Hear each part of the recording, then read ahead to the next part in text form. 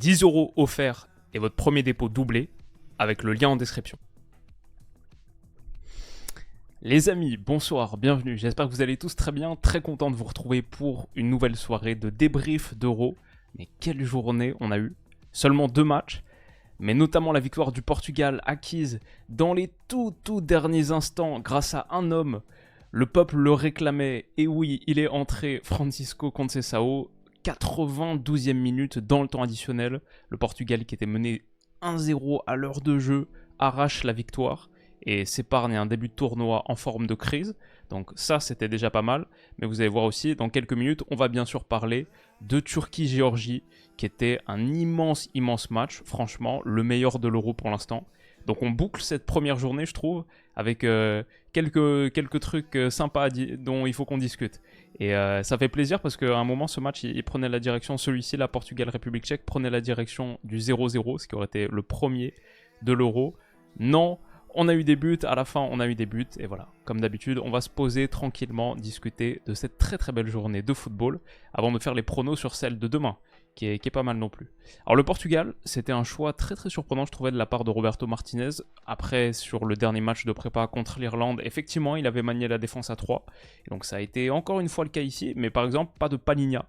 Moi, ça m'étonnait beaucoup. Je pensais vraiment qu'on allait avoir ce milieu titulaire Palhinha, Vitinha, Bruno, le 6, le 8, le 10. Bruno qui est dans une forme avec le Portugal en ce moment spectaculaire. Palhinha tellement utile. Vitinha qui a été très bon, hein, pour le coup. Pas grand chose à redire sur le niveau de Vitinha. Mais ouais, ce 3-5-2, avec même sur le papier 3 joueurs qui peuvent être considérés comme des latéraux, Dalot, Cancelo et Nuno Mendes. Ok, et on pointe dans un système à 2 attaquants, 2 seuls attaquants, Rafael Leao et Cristiano Ronaldo. Donc un peu surprenant, on va voir l'animation qui était extrêmement fluide. Et en face, il y avait un bloc extrêmement bas, ce bloc tchèque des hommes d'Ivanacek, avec un Patrick Schick, mais qui est sorti à l'heure de jeu, Provod donc le buteur, Thomas Souček bien sûr le capitaine, et Hanac qui a vécu un match compliqué, c'est le moins qu'on puisse dire, fautif sur le but victorieux de Conceição, et buteur contre son camp aussi, pour permettre au Portugal de recoller un partout. Mais ouais, sur début de match comme ça, je vois par exemple un Bernardo Silva là entre les centraux, joueur le plus bas avec ballon, un Cancelo qui est ici dans le demi-espace, Nuno Mendes qui était dans son rôle, sa position un petit peu classique, mais avec ballon qui avait un rôle particulier, on va en rediscuter, et Dalot qui est ici très haut par exemple, Bruno qui est plus bas qu'un Vitinha. C'était, désolé, je vous ai fait un truc un peu barbare parce que vous n'avez pas trop pu voir Bernardo, il est ici, il était caché derrière le conducteur. Mais ouais, des choses comme ça, je trouvais un peu surprenantes de ce Portugal qui attaque le match de manière extrêmement peu positionnelle. Tout le monde bouge, il y a beaucoup de rotation. Et les seuls vrais mouvements face à ce bloc bas, je trouve qu'ils venaient de Rafael Leao, qui face à Tsoufal, lui a fait vivre un sale quart d'heure. D'ailleurs, Tsoufal avait un petit peu peur d'intervenir à plusieurs reprises. Parfois, il dégageait un ballon directement en corner au bout de 5 minutes. Là, il se fait grailler sur le crochet de Rafael Leao. Malheureusement, son centre est pas très juste. Et ça a été un petit peu à l'image du match de Rafael Leao qui a énormément provoqué, créé. Mais finalement, à la conclusion, sur l'avant-dernier geste ou le dernier geste, ça pêchait un petit peu dans la justesse. Et c'est sans doute le palier qui reste à franchir à Rafael Leao pour être véritablement déterminant, décisif. En tout cas, dans ce match, par exemple, ça a été un petit peu l'histoire. Et j'ai trouvé que le Portugal, sur ses rares moments de transition, n'était pas extrêmement inspiré. Je sais pas, franchement, c'est dur de juger après ce match contre la République tchèque parce que leur approche était tellement restrictive. C'était tellement une idée, ok, bloc bas, on va défendre, prendre le match nul. J'ai du mal à imaginer ce que ça peut faire contre une équipe qui joue aussi dans un 8e ou quart de finale d'Euro, ce qui est clairement forcément la direction que prend le Portugal. C'est une équipe qui est bâtie et qui a l'effectif pour aller challenger pour le titre, hein, qui fait partie des 4-5 favoris. Mais je me demande si ça peut pas avoir beaucoup plus de possibilités dans un match un petit peu plus ouvert. Mais mon petit doute, c'est sur les rares moments de transition qu'il y a eu comme ça. Par exemple, Bernardo, il joue un petit peu derrière Bruno, donc la transition, elle n'est pas menée de manière éclair. Et ensuite, quand Bruno progresse, il n'y a pas énormément de soutien. Il y a Rafael Leao au côté, mais pas forcément d'appel très tranchant. Ok, il va être servi à la fin, mais cette action meurt un peu parce qu'il n'y a pas suffisamment de soutien, ça s'en mêle un petit peu les pinceaux. Et j'ai trouvé que le Portugal en transition était pas extrêmement dangereux. Peut-être pourtant une situation où il va falloir qu'il le soit s'ils veulent vraiment atteindre les tours avancés dans des matchs qui seront un petit peu plus ouverts. Ce ne sera pas toujours bloc face à un bloc bas comme on le voit ici de 10 joueurs de champ tchèque qui sont dans leurs 30 mètres. Même si ça c'est sans doute peut-être une configuration encore plus difficile. Et pourtant, il y a eu des moments comme ça, Bruno Fernandes qui trouve dans le dos Cristiano Ronaldo, il faut un énorme arrêt de Stanek qui va être déçu de perdre ce match parce que lui, dans les buts, il a fait pas mal d'arrêts, même si après, ici, je pense qu'il y avait hors-jeu sur la passe de Bruno, je pense, ouais. Il y a un léger hors-jeu de Cristiano. Mais ouais, dans l'ensemble, le meilleur mouvement finalement, les meilleurs mouvements, ils viennent généralement de Bruno Fernandes et là de cette illumination de Cristiano, cette talonnade là en pleine course, honnêtement un superbe geste pour Vitinha qui se fait un petit peu reprendre derrière, mais ça c'était pas mal. Il y avait des moments où on a senti quand même que le Portugal avait un supplément de qualité technique qui pouvait permettre de faire la différence même face à une équipe extrêmement regroupée et qu'ils allaient quand même au fur et à mesure réussir à suffisamment à l'usure avoir ces checks et faire la diff.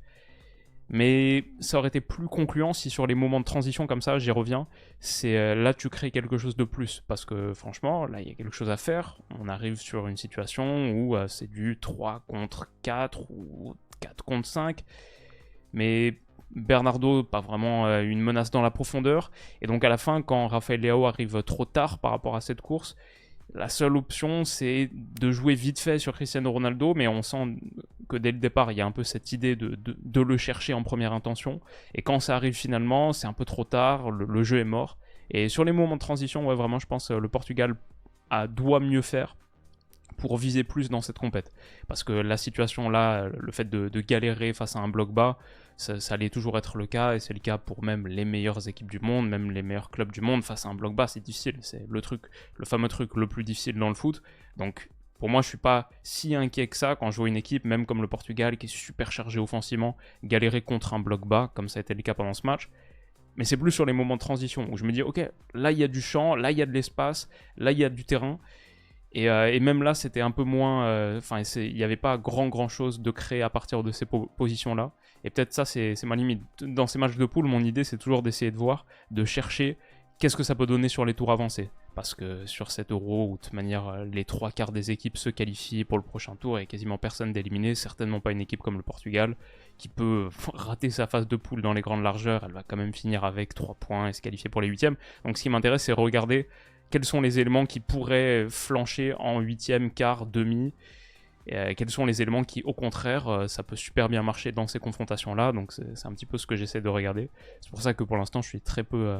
c'est dur d'être définitif dans ces rencontres-là. Et c'est à l'inverse, la raison pour laquelle je pense, après cette première journée, on divague un peu, mais après cette première journée où on a vu tout le monde, bah, je dirais, moi, l'équipe qui m'a le plus impressionné pour l'instant, c'est l'Espagne, plus que toutes les autres. Parce que contre la Croatie, j'ai vu une adversité de niveau, ouais, quart de finale d'Euro. Croatie, finaliste de la dernière Ligue des Nations contre l'Espagne. En 8e de finale du dernier Euro aussi, ça avait été le feu d'artifice. Bien sûr, à la dernière Coupe du Monde, ils font une demi, etc. Donc, bref, je m'éparpille un peu. Mais tout ça pour dire, c'est ce que j'essaye de regarder dans ces matchs. Et après, le fait de galérer ici face à un bloc bas...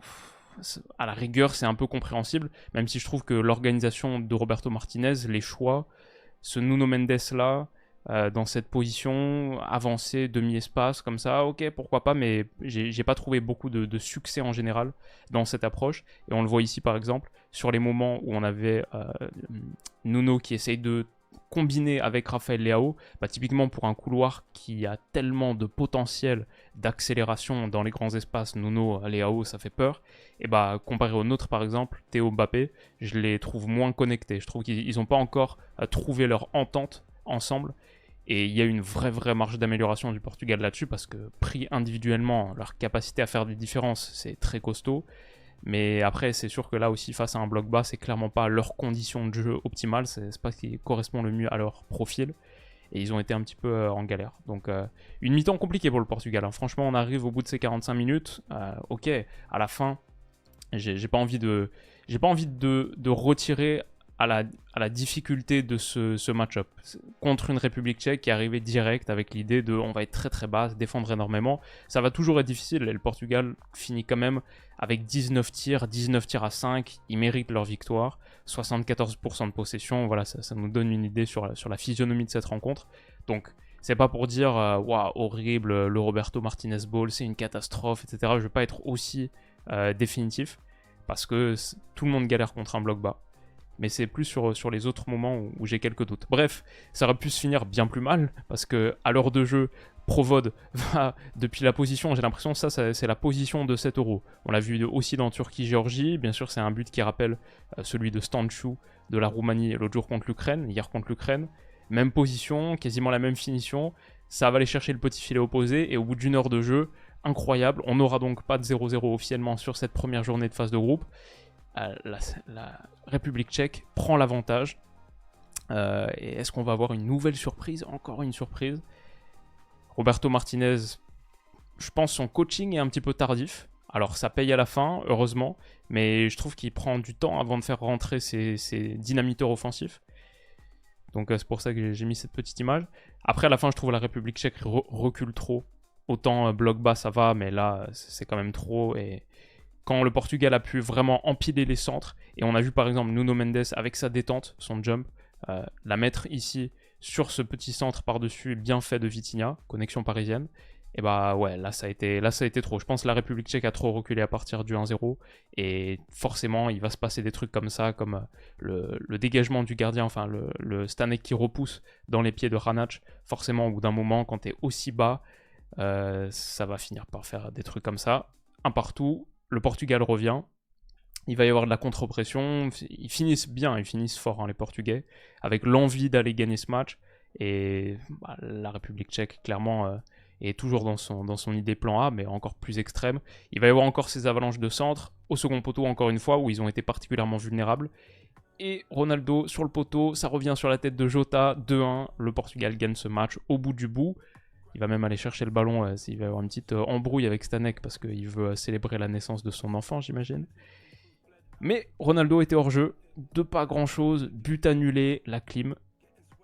C'est le moment que Roberto Martinez choisit pour faire entrer Pedro Neto et notre ami Francisco Conceição. Une entrée qu'on voulait voir. Quelques minutes plus tôt, on disait le peuple réclame cet homme, c'était notre joueur à suivre portugais du tournoi, avec sa qualité de percussion. Moi, je l'imaginais faire de gros dégâts face à un bloc bas, justement, sur le côté, t'allais pouvoir ouvrir des espaces. Et c'est pas comme ça que son entrée a été payante finalement, c'est plus en mode renard des surfaces.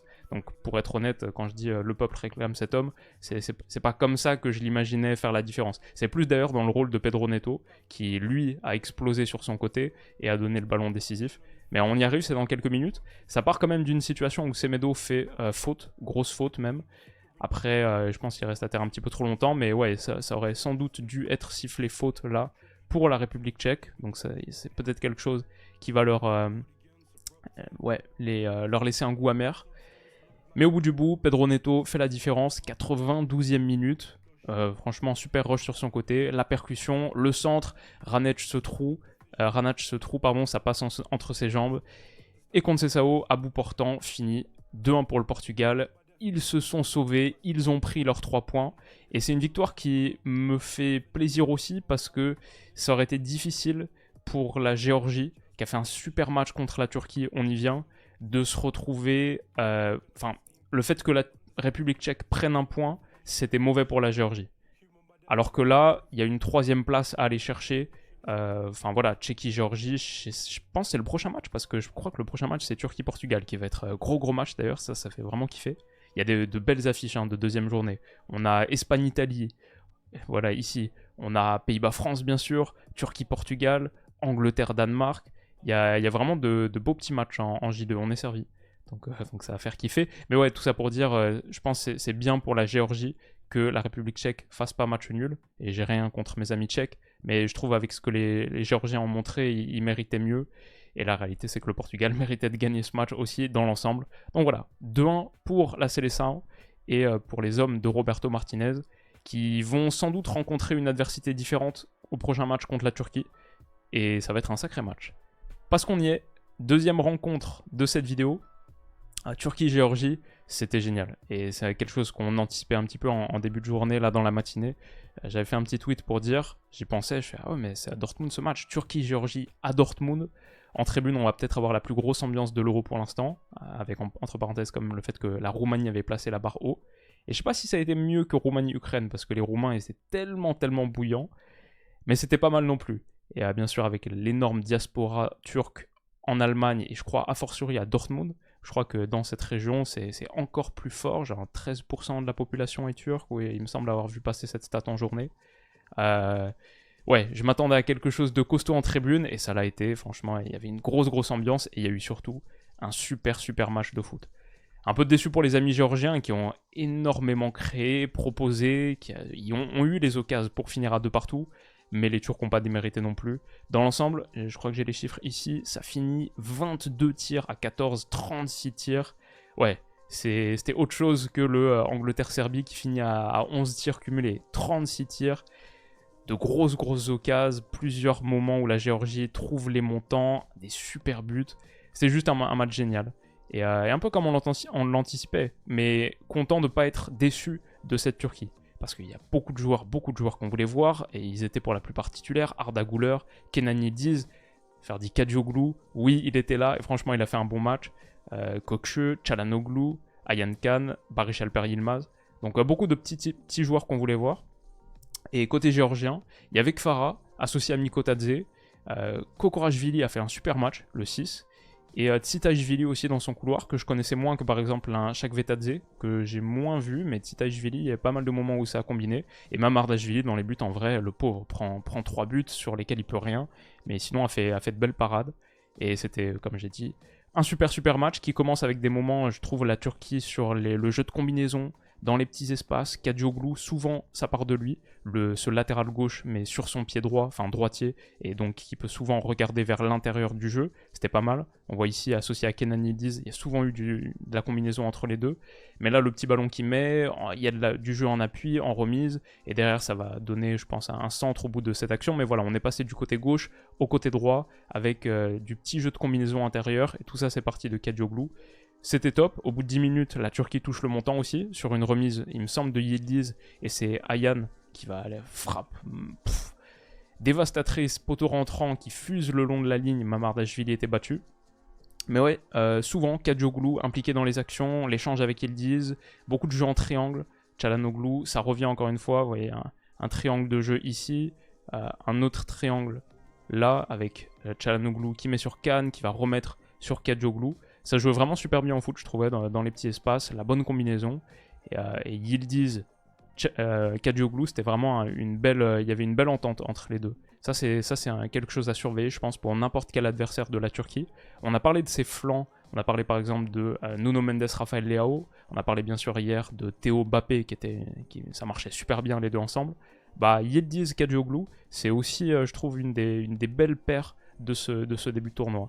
Et là, c'est au bout d'un ballon intérieur de Kadioglu que Çalhanoğlu va avoir une occasion. Ouais, ça joue bien au foot.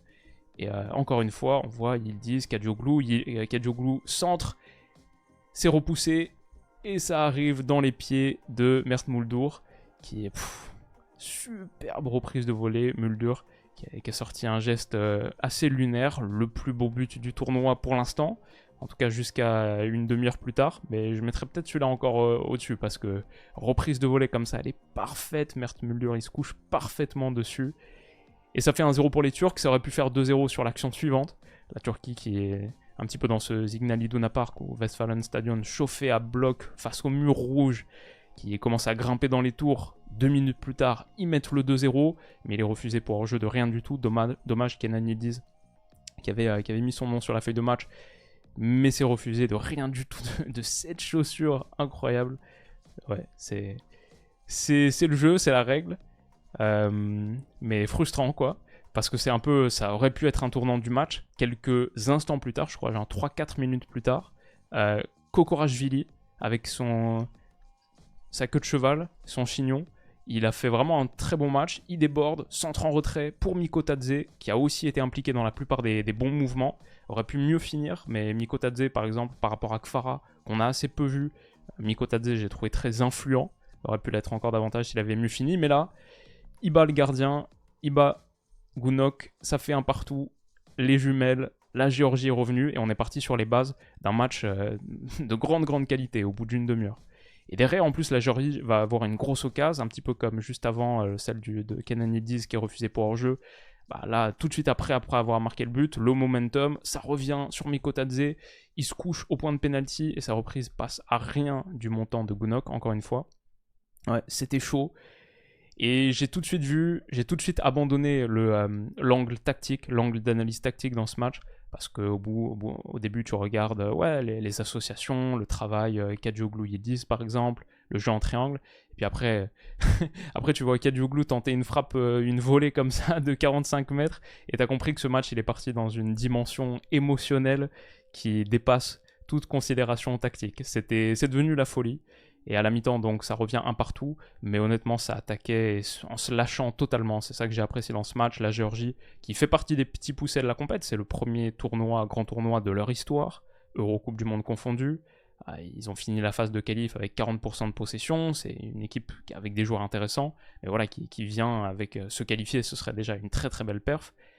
Honnêtement, ils se sont totalement lâchés. Même à un partout, ils sont clairement pas là pour prendre le point du match nul. Centre en retrait de Kvara pour Mikotadze, qui a une belle occasion. Et derrière sa contre-attaque, la Turquie aussi lâche les chevaux, bien plus convaincante. Il y a juste 8 dimensions d'écart avec le dernier Euro, où non seulement ça marque, ça encaisse moins, mais aussi je trouve qu'il y a vraiment du talent. Il y a des joueurs, Yildiz, Kadioglu, encore une fois, qui se trouvent. Ça combine super bien, Kadioglu qui fait un travail, ça revient dans les pieds de Yildiz qui tente sa chance, c'est bloqué. Mais ouais, beaucoup de très bons mouvements.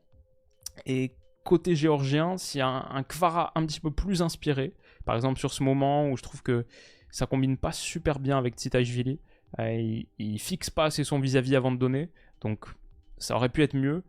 Titaishvili trouve quand même le petit centre en retrait, pas mal, mais sa reprise est manquée. De Kvara qui est sur le papier des 22 joueurs qui sont alignés au coup d'envoi, le MVP, le plus gros nom de tous, et bah il a été en dessous par exemple des performances d'un Mikotadze, d'un Arda Güler, d'un Kenan Yildiz, les autres offensifs un peu stars, mais qui le sont moins qu'un Kvara évalué à genre quasiment une centaine de millions. Il a fait cette saison magnifique à Naples la saison dernière, on entend des rumeurs de transfert au PSG, etc. Ouais, c'est celui qui était un poil en dessous, Kvara, dommage. Parce que le match de la Géorgie se joue peut-être là-dessus et il va falloir qu'il fasse un bon deuxième pour espérer une qualif. C'est donc contre la République tchèque, prochaine rencontre de cette Géorgie qui est tout de suite cruciale pour les deux formations. Bon, c'est le moment, 65e minute, où Arda Güler a sorti le sniper. Il déplie son pied gauche, c'est sa jambe gauche, magnifique geste.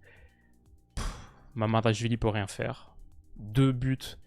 2 wonder goals des Turcs, 2 buts qui peuvent figurer dans la conversation des buts du tournoi, sous la pluie battante, il y avait tellement d'images épiques en plus, super match de 18h, hein, c'était vraiment un kiff. Et donc Arda Güler, bien sûr un de nos joueurs à suivre, qui marque cet Euro de son empreinte déjà dès le premier match. Ça va être une des histoires et on va voir au deuxième contre le Portugal, où ça va être absolument fascinant. Mais ouais, derrière aussi la Turquie, on voit encore une fois, Yildiz, Kadioglu, cette paire qui combine bien. Kadioglu qui est lancé par Yildiz, là, parfait petit ballon. Je trouvais que Yildiz, c'est pas que un avant-centre, attaquant, ailier, aussi en tant que playmaker, il donne de bons petits ballons. Et là, Kadioglu, qui en plus est droitier, je pense qu'il doit chercher à finir.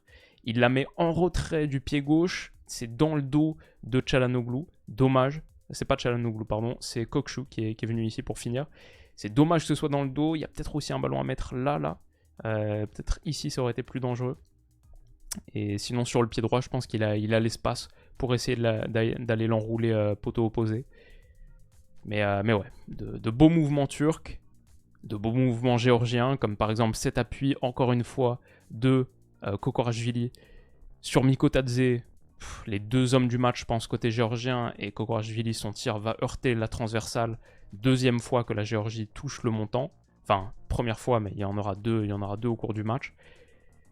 Mamardashvili, franchement, n'a pas grand-chose à se reprocher, parce que sur les moments, par exemple, comme ici, où Çelik, cette fois, c'est pas la combinaison parisienne Vitinha-Nuno Mendes, c'est la combinaison d'ex-Lillois Çelik pour Yazidje, et c'est repoussé par Mamardashvili, qui a fait le taf qu'il a eu à faire, et qui peut pas grand-chose sur les buts qu'il encaisse. Kvara, centre en retrait, Ah, ça c'est le moment. Ça c'est le moment sans doute. Le tournant du match, je pense, pour la Géorgie. Il y en aura une grosse aussi 3 minutes plus tard, mais on joue la 93e. Et ce centre de Kfara qui est dévié et qui arrive entre les deux meilleurs hommes du match, côté géorgien, Mikotadze et Kokorashvili, les deux se gênent. C'est terrible. Parce que là, c'est le moment. Et je pense que Mikotadze, le ballon est pour lui. La raison pour laquelle je pense ça, c'est qu'il arrive sur son pied droit et Kokorashvili est derrière lui. Là, pour moi, dans ce monde, Mikotadze voit pas Kokorashvili, alors que Kokorashvili voit Mikotadze. Donc, bien sûr, les deux, pour les deux, c'est ça qui est terrible. Pour les deux, le ballon est très jouable. Donc, je comprends que les deux veuillent aller dessus. Mais voilà, Mikotadze, il voit pas Kokorashvili. Il est focalisé sur le ballon, alors que Kokorashvili, en regardant le ballon, voit Mikotadze. Donc ouais, je pense que c'était pour Miko. Pour Georges, le roi Georges, et malheureusement, c'est pas au fond où Sagnol n'en croit pas ses yeux. Surtout que 30 secondes avant la fin du match, 95e minute et 24 secondes, un dernier coup franc tapé par Kfara qui heurte le montant, qui revient dans les pieds et s'est dévié sur la ligne. Incroyable, incroyable. C'est Akaïdine qui la sort. C'est un sauvetage miraculeux de la tête jusqu'au bout, et ça m'a fait marrer parce que donc il la sort de la tête, vous voyez, ça c'est, sinon ça va au fond, hein, c'est de partout, et match fini. Enfin, le match se termine là-dessus, donc la Géorgie revient, prend le point, c'est sa tête qui sauve les Turcs, et derrière, j'ai vu à la fin du match, tout le monde est venu toucher sa tête. Le classique, il a pris aussi quelques petites claques sur la tête, il était tout rouge après, mais ouais, ça m'a bien fait rire. Et surtout, bien sûr, au bout du bout, les Turcs marquent le 3e sur un dernier coup franc corner, où Mamarnashvili était monté. Et, ils vont récupérer ce ballon. Et au bout du bout, planter le 3e, c'est fini, ils l'ont fait. 3-1, je crois que c'est Kerem Aktürkoğlu qui a marqué, je me souviens même plus en vrai. Mais 3-1 donc pour les Turcs. Et incroyable journée. Donc, voilà, je pense qu'on a fait une bonne demi-heure sur ces deux matchs. Il y a aussi quelques rencontres sympathiques demain. C'est le truc qui m'intéresse le plus demain, c'est le niveau de cette Croatie, que personnellement je pense très bon. Et je pense qu'on a été, on va dire au moins bon, et je pense qu'on a été un peu bluffé par ce match contre l'Espagne. Et simplement, l'Espagne, c'est très très bon. Et je pense que les Croates vont se rebiffer et vont montrer que eux aussi c'est un contender et que la qualif va se jouer, la deuxième place va se jouer entre eux et l'Italie, qui sera un dernier match fascinant à suivre. Et je pense qu'ils vont faire qu'une bouchée de l'Albanie. Donc, c'est mon petit prono. Pour l'instant, les pronos n'ont pas été exceptionnels. Suivez plutôt vos intuitions à vous. Et Allemagne-Hongrie, je pense que l'Allemagne le fait. Alors on va regarder les scores.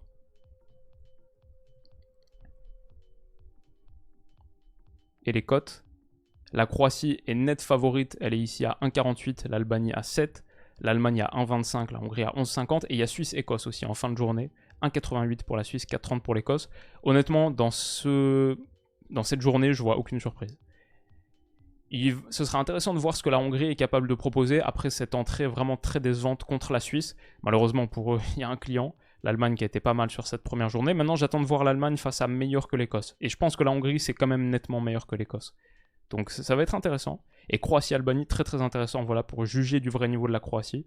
Et enfin, la Suisse, pour moi, j'ai vu avec l'Écosse l'équipe la plus faible du tournoi pour l'instant. Bien sûr, c'est contre l'Allemagne, c'est pas un contexte facile, match d'ouverture en plus pour te mettre en valeur. J'attends un meilleur John McGinn, capable de faire quelque chose. L'Écosse aura plus le ballon que ce qu'ils ont eu contre l'Allemagne, bien sûr. Mais je pense quand même que l'Écosse, c'est assez faible. Donc je vois la Suisse vainqueur. Et si je devais donner des scores, je dirais... Franchement, 3-1 pour la Croatie. Même 3-0. 3-0 pour la Croatie. Donc on va voir si j'ai raison sur mon idée que la Croatie en vrai est pas mal. Je vais dire pour l'Allemagne intéressant contre la Hongrie. Je sais pas s'ils remettent un gros score comme ils l'ont fait contre l'Écosse. Je vais dire un petit... Peut-être un match un peu plus compliqué. Peut-être un petit 2-1 seulement pour l'Allemagne contre des Hongrois.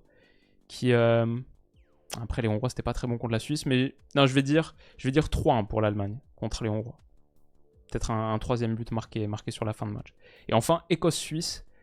Je pense que la Suisse le fait, mais pas facile non plus parce que c'est pas une folie furieuse offensivement non plus la Suisse. Contre la Hongrie, ils ont été bons, bien sûr. Doua, peut-être qu'on va avoir un petit peu plus de Shaqiri. Ça va pas être aussi simple évidemment que la victoire de l'Allemagne contre l'Écosse. Je dirais peut-être un petit 2-0 pour la Suisse.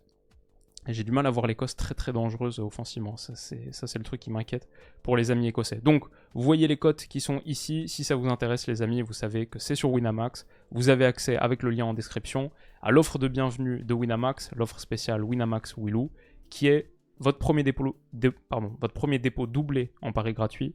Et vous recevez aussi 10 € immédiatement en cash. Donc si vous faites le dépôt minimum 15 €, ça devient 15 x 2, 30, plus 10 encore, 40.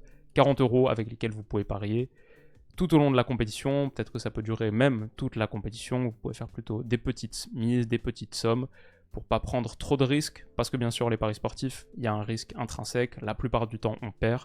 Et sachez évidemment que c'est interdit aux mineurs, strictement réservé aux majeurs. Voilà les amis, j'espère que cette journée d'Euro vous a plu. Rendez-vous demain pour la prochaine. Je pense qu'on va encore bien kiffer. Et on poursuit sur un très très gros rythme. Il y aura aussi bientôt la vidéo prono Pays-Bas-France. On fera un deep dive, un focus vraiment spécifique sur cette rencontre. Et après ça va enchaîner avec du Espagne-Italie, ce match Portugal-Turquie qui arrive bientôt aussi. Ça va être une belle semaine là, je pense. On va vraiment kiffer. Donc rendez-vous très vite, prenez soin de vous les potes. Et moi je vais aller dormir. Avant de kiffer, il faut aller dormir aussi. A tout à l'heure, à demain. Bisous.